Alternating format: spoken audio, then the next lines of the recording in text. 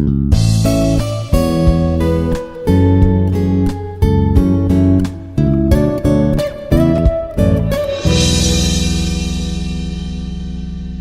to the session. I am Dr. S. Anusha Katyayani, Assistant Professor in Department of Chemistry, Institute of Aeronautical Engineering, Hyderabad. Today, we are going to see on corrosion control methods, a topic on corrosion control methods. So, we are going to focus on what is corrosion and what are the methods to control corrosion and its applications, and cathodic protection followed by mechanism involved in it protection and its types. Next is sacrificial anode and impressed current method, and last one is surface coatings and its types and the different types of surface coatings. So we are going to see in detail each of the topic. So first is corrosion. What is corrosion? So the corrosion is a process of that occurs when metals and other metals undergo chemical reaction with their environment, resulting in the gradual deterioration of its properties as well as its physical structure. So it is driven by the forces in the environment such as moisture, water and corrosive substances. So then it is an interaction and a natural process that occurs between the two things, which is one is environment and one is this metal surface. So when it interacts with the moisture and when it interacts with the water molecules or the corrosive substance like sulfates, so it undergoes a process called corrosion. So the corrosion is definition is it converts a refined metal or a perfect metal into a more chemically stable form such as an oxide, hydroxide or sulfide. So it converts a metal into its stable form. Because it is converted into its stable form. It may be a oxide, it may be a hydroxide or it may be a sulfide, means metal oxide, metal hydroxide and metal sulfide is the corrosive compound. So example. So what are the examples? Examples are nothing but the iron. So iron is converted into the oxide forms, iron oxide, nothing but the rust. We can see on the nails of the iron or even on the iron metallic surfaces. And another example is the general usage of silver. So the silver is converted into a black layer on its surface because of the it going to react with the environment. Means it is going to react with the environment sulfur compounds. So it results in the formation of sulfides. So which is the silver sulfide, which is a black layer on the silver surfaces, which we can see in the silver articles in our home. And another example is the copper. So this copper is going to react and form a stable compound called copper sulfate, which is nothing but a blue layer, greenish blue layer formed on the copper is nothing but the copper sulfate, which is formed from the reaction of copper with the sulfate. So these like rusting is nothing but the corrosive product, and black layer on the silver is nothing but the corrosive product, which is a silver sulfide. And the third one is copper sulfate layer, which is a blue or greenish layer is formed on the surface of the copper is nothing but the corrosion. They are converted into its respective oxides, hydroxides and sulfides. So effects. So what is effects? The corrosion degrades the useful properties of a materials, including maybe the mechanical strength, even the physical appearance. It changes accordingly because of this corrosion. So strength, appearance and permeability to liquids and gases will change upon this corrosion. So why corrosion control is needed? Here the corrosion is a natural process where metals are deteriorate due to the oxidation forming oxides. For instance, for example, the best examples are iron nails, iron rust, because we can see here this is the nail which is reacted with the water and this oxygen from the environment and converted into the iron oxide form, which is nothing but the oxide. This is nothing but the corrosion on this surface. So here the silver tarnish because it going to react with the sulfides in the environment and results in the formation of this black layer on its surface. Here we can see the copper. This is a copper tumbler where it is causes This is the reaction of the sulfides with the sulfides present in the environment with the copper result in the corrosion on its surface. So various techniques exist to protect metal surfaces from corrosion. So there are different methods are there to control the corrosion by providing the robust barriers on the surface of the metal and against direct contact with the corrosive medium. Some common methods are, there are different methods, but the common methods are passive coatings and inherently resistant materials. So coming to the passive coatings, these protective coatings acts as a barrier, preventing the direct contact with the corrosive medium or the environment between the metal and the corrosive environment.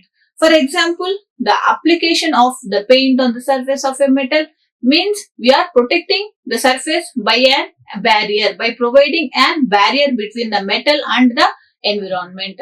We are providing a surface on the metal, which is we are directly we are indirectly making them barrier between these two by making this barrier, which is nothing but a paint, epoxy or polymer coatings on the surface of a metals.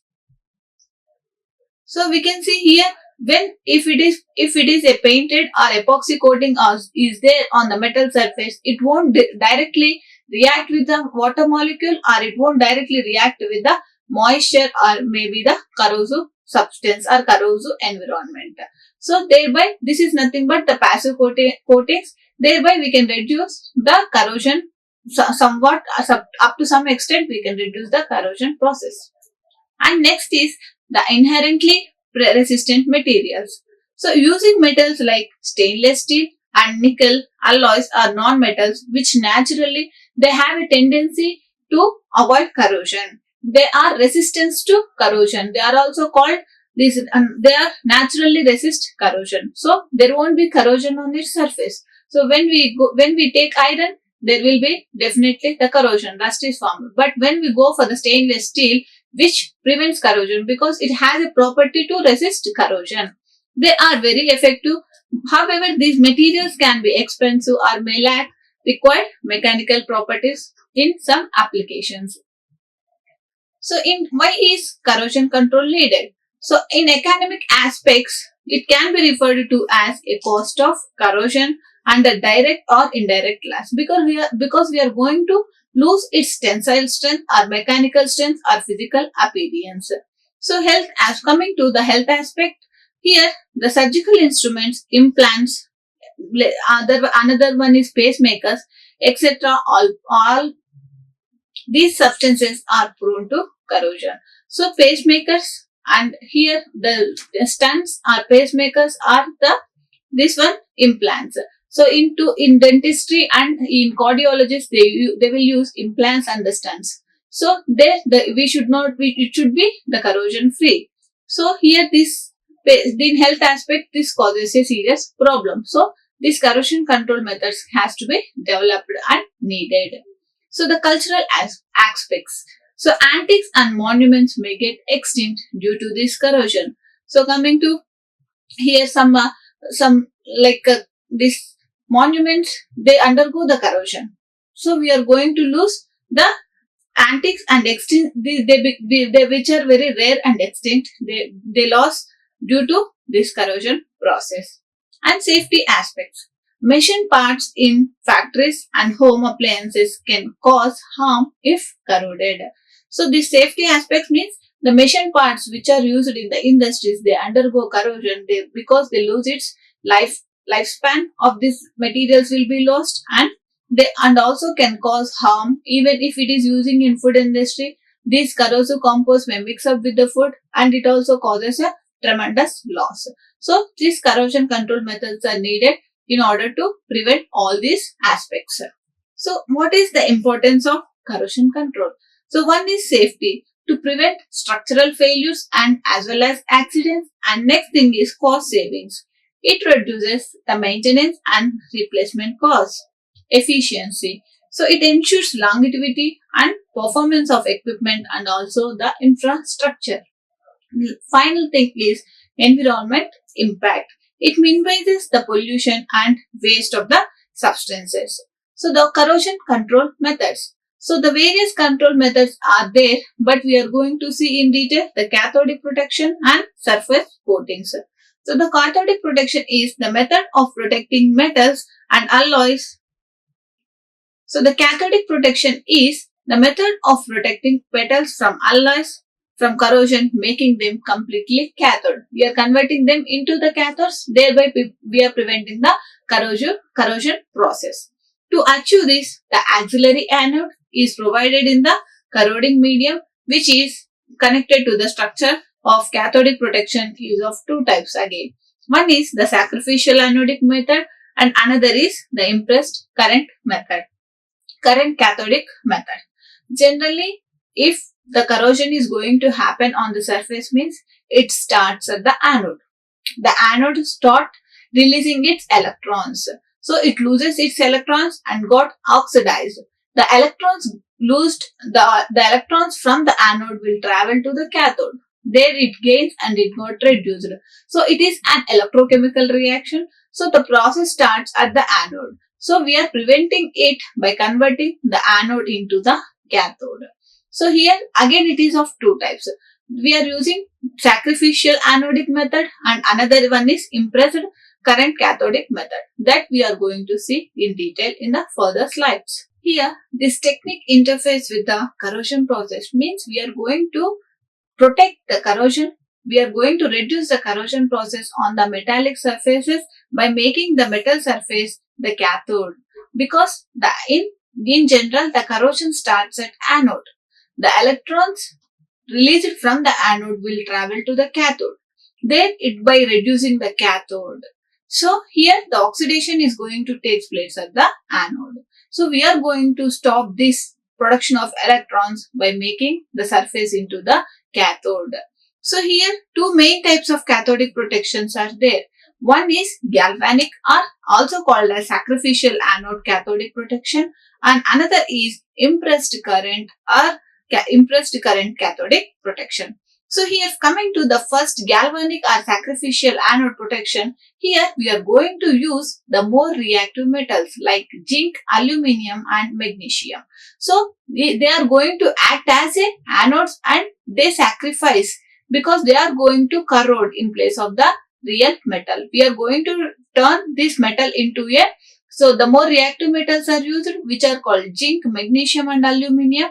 They are going to corrode because the sacrificial anode corrodes instead of the real metal surfaces, which is a protected metal. So here we can see the impressed current cathodic protection. Here an external power supply is supplied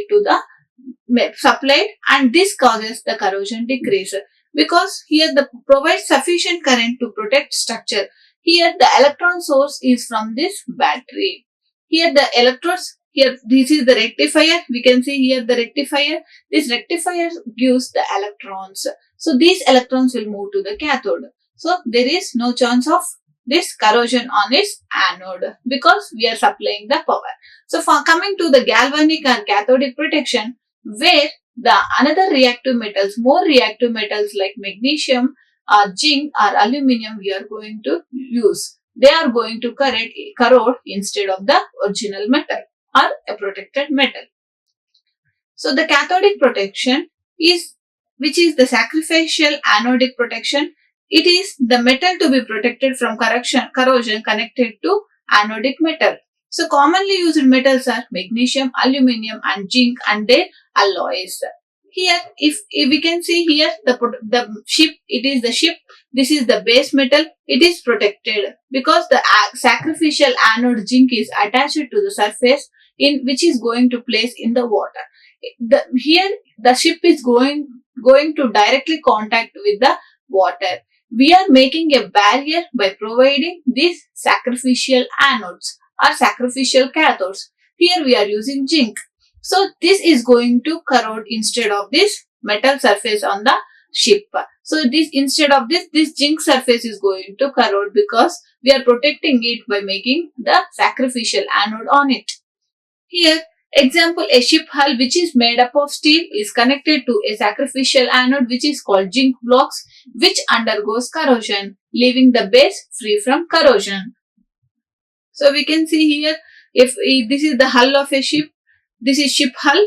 So here manganese, some propellers are there, even zinc sheet is applied on its surface, which are going to corrode instead of the original ship surface. So what is the mechanism of this protection? So here the sacrificial anode, example zinc, is attached to the metal. Here this is the surface and zinc is attached to the surface. The anode corrodes preferentially, sparing its structure. The anode must be in physical contact with the structure and surrounded by an electrolyte, which may be soil or water. So it always in contact with the medium. So commonly used for this type of corrosion techniques, corrosion control methods are commonly used for ship hulls, offshore pipelines and storage tanks. So this is the sacrificial anodic protection. Here we can see, here magnesium or zinc or aluminium is going to act, more reactive compounds are going to act on it. This is the platinum anode and rectifier for impressed current, and this is the galvanic or sacrificial cell. This is here left side zinc or magnesium or aluminium and their alloys. Here rectifier, this is for impressed current method, and galvanic or sacrificial anode method. Here impressed current method. Here rectifier gives electrons. Here these alloys gives electrons, acts as a anode. Here they act as a anode because power supply will be there. Electrical supply will be there, which gives electrons. Here the examples. These anodes consist of the highly reactive metals like magnesium, zinc and aluminium and their respective alloys. So they protect pipes, rods of magnesium. You can see the pipes are protected by burying these are the magnesium rods. Magnesium rods are buried inside the soil and connected to them by the wires. So these galvanic cells with high EMF are set up with surface to be protected, more cathodic. The cost of replacement of corroded anodic MEMG is less than the replacing pipes. So if it is corroded, the whole pipeline has to be replaced. So instead of that, these magnesium blocks are used in order to prevent the corrosion on the pipelines, because it is here the magnesium is the sacrificial anode, because it is going to corrode instead of this pipeline. So another one is the example of sacrificial anodic protection is magnesium. So these are the magnesium blocks and this is the pipeline. So this is the pipeline and these are the magnesium blocks which are connected by the wires, and here the magnesium is going to corrode because it is going to start the corrosion process on its surface by oxidation process, and it is going to lose the electrons. So here these magnesium blocks are corroded instead of the protected pipe. So coming to the another type which is called impressed current cathodic protection. So the external power source which is by means of rectifier is used to provide a controlled direct current to the surface. So the cathode, which is a metallic structure, is connected to the negative terminal, and the inert anodes, which are typically made of mixed metal oxide and coatings of titanium and other materials, are connected to the positive terminal. So the DC current, which is nothing but from the rectifier, these electrons are supplied. So this preventing corrosion, because here it is going to act as a anode. So it prevents the anodic reaction. So this is suitable for large structures like pipelines and offshore platforms. Then this method is used when the structure is large or the environment conditions which require more controllable and suitable and adjustable protection. These impressed current cathodic protection methods are used. Suppose here power supply is there. These are the rectifiers. They are going to act. They are going to produce the electron instead of the anode, thereby protecting the anode. So there won't be no corrosion. Here the platinum anode is there. Here this is the rectifier. This is going to supply electrons by means of the electrical energy which we are supplying from the externally. So which is the external power source is supplied. So this is the example like protective anode. Here the current is supplied. So there won't be the initiation step because the anode itself is not losing its electrons. So the anode won't corrode. Here the impressed current is applied in opposite direction to nullify the corrosion and convert the corroded metal from anode to cathode. The impressed current is higher than the corrosion current. Thus, this anodic corroding metal becomes cathodic and prevent from corrosion.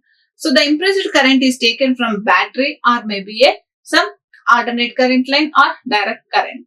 So example, this type of methods are used in water tanks and oil pipelines and transmission towers. These methods are used.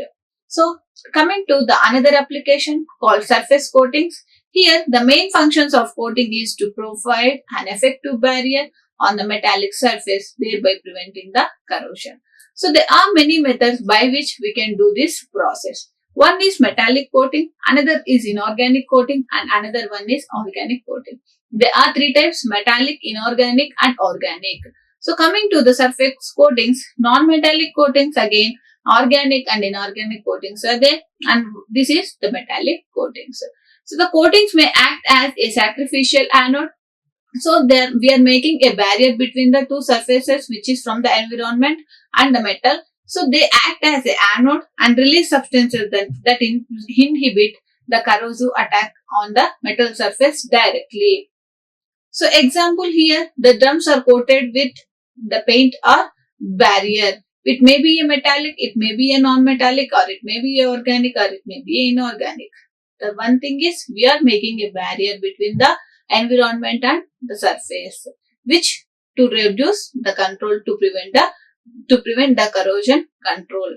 So here example paints, drying oils and varnishes, synthetic clear coatings are applied on the surface of the metal in order to prevent the corrosion process.